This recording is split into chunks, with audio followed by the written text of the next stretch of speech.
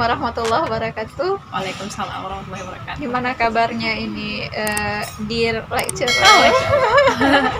Alhamdulillah. Ya, Kalau dalam itu kan biar semangat. Alhamdulillah luar biasa. luar biasa. Ini fine afternoon ya, jadi sore yang sangat indah, sore yang sangat menyenangkan. Tapi juga kita akan berbincang sesuatu yang sangat indah kalau bisa kita lakukan, walaupun sebenarnya cukup berat ya. Ya. Semua orang pernah terluka, semua orang pernah kecewa, semua orang pernah disakiti di dalam hidupnya.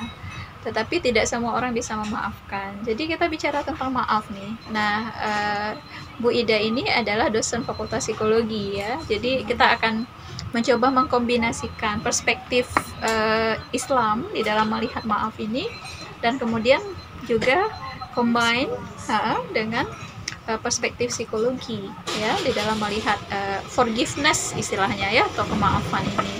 Jadi kalau di dalam Islam kan kita melihat misalnya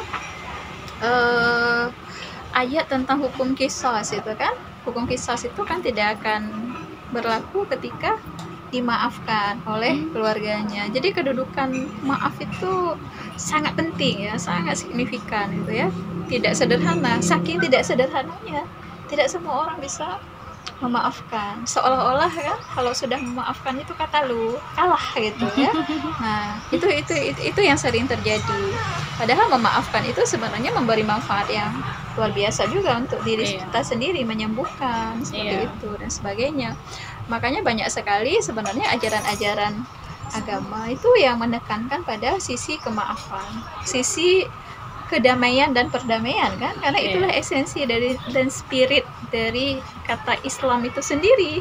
Ya gitu. Jadi ini kalau dari sisi psikologi gimana nih Bu Ida, mungkin bisa Pemaafan menjelaskan kalau sedikit. dalam psikologi itu pemaafan termnya itu forgiveness ya Prof. Jadi kalau dalam psikologi ini juga sekarang menjadi sesuatu yang sangat penting dalam bahkan forgiveness ini sudah ada terapinya. Jadi apalagi kita berada di Indonesia yang notabene-nya Muslim, apalagi kita di Aceh, bicara Aceh lebih spesifik lagi, semua orang Islam kan. Ini menjadi sebagai terapi yang kalau dalam psikologi itu psikologi positif. Nah, dan ini cocok sekali dipakai untuk orang Muslim. Jadi forgiveness terapi ini bicara bagaimana kemudian bahkan orang yang sudah istilahnya psikosis kalau dalam psikologi ya, yang sudah bermasalah secara psikologis itu bisa diterapi dengan memaafkan. Apalagi orang yang masih normal, berarti ini efek dampaknya besar sekali bagi ketenangan istilahnya. Kalau kalau sekarang dalam psikologi itu kan trennya psikologi positif. Ada terapi ya, mindfulness, ada terapi bahkan ya. Bagaimana kita memaafkan yang kemudian itu menjadi semacam healing ya, healing menyembuhkan. Cuma masalahnya antara memaafkan dan melupakan itu, apakah ketika kita memaafkan kita melupakan, atau ketika kita sudah melupakan secara otomatis memaafkan, itu kan? Nah, itu agak tricky karena bicara melupakan itu ada hubungannya dengan long term memory. Nah, jadi kita manusia ini punya kotak-kotak gitu. Kalau bisa disederhanakan bahasanya, dalam otak kita tuh punya kotak-kotak yang menyimpan semua yang sudah terjadi. Jadi kalau saya, sepemahaman saya yang ilmunya masih sedikit ini, sepertinya sesuatu itu akan dilupakan kalau dia sudah masuk ke level unconsciousness, kalau sudah masuk ke alam bawah sadar. Sedangkan kalau dia masih ada di sana di long term memory, ya dia tetap otomatis akan akan ada. Jadi tidak akan lupa selama datanya masih ada, istilah seperti itu. Nah, apa yang bisa kemudian merecall data itu sesuatu yang mirip, ada clue-nya. Nah, dalam istilah psikologi bicara memaafkan dan melupakan itu ada strategi yang simpelnya, itu adalah bagaimana kemudian kita mampu mengubah isi long term memory itu. Nah, kalau sebelumnya ketika kejadian yang tidak mengenakan itu terjadi, memori itu disimpan sebagai hal yang menyakitkan, hal yang istilahnya menyedihkan, kemudian meaning dari kejadian itu diubah.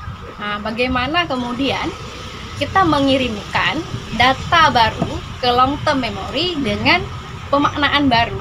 Makanya ada istilahnya memaafkan itu tidak akan mengubah masa lalu, itu memang akan ada. Ya. Nah, masa lalu itu berhubungan dengan memori. Jadi untuk melupakan itu ya tidak mungkin juga. Pasti kita akan ingat. Yang bisa dilatih itu adalah bagaimana kita mengingat dengan perspektif baru. Jadi kita merubah point of view kita. Bahkan dalam psikoterapinya forgiveness psikoterapi itu ada istilahnya, kalau kita tidak berhasil nih mengubah yang ada di long term memory ini, tetap ya akan ada dalam kondisi yang negatif, itu akan semakin membesar. Oke. Jadi memaafkan itu kalau di dalam konteks yang katakanlah masyarakat Aceh itu ya pernah punya sejarah konflik yang sangat panjang, bukan kemudian melupakan sejarah konflik itu. Sejarah konflik itu tetap ada di sana, dijadikan sebagai sebuah pembelajaran, dilihatnya dari sisi apa dan perspektif yang baru. Tapi proses-proses hukum bagi yang bersalah itu juga perlu, karena itu adalah penegakan supremasi hukum. Tetapi yang di individu ini untuk healing, untuk kesembuhan dia selesai ya, itu juga perlu menghilangkan ya rasa marah dan sebagainya, dimodifikasi mungkin tepatnya. Seperti itu. Dihilangkan itu kayak kalau dalam psikoterapi itu ada istilahnya mengubah skenario masa lalu. Ya, luar biasa memang ya. Susah sih, harus diterapi nih. Kalau memang belum bisa berarti harus diterapi. Harus diterapi. Nah, kemudian juga nilai-nilai dan ajaran agama banyak sekali yang kemudian mengarahkan kita untuk bisa melakukan itu gitu ya, menjadi yang orang yang bisa memaafkan. Karena memaafkan tidak merubah masa lalu, tetapi itu merubah masa depan. Nah, itu persis seperti pin yang ada di ini Bu Ida ya. Jadi kalau kita memaafkan berarti kita menang. Iya benar. Itu saja sebagai bincang di sore yang indah ini. Mudah-mudahan ada manfaat untuk kita semua dan untuk siapapun yang kemudian merasa memiliki cerita yang sama. Terima kasih. Assalamualaikum warahmatullahi wabarakatuh. Terima kasih, Prof. Udah habis waktu.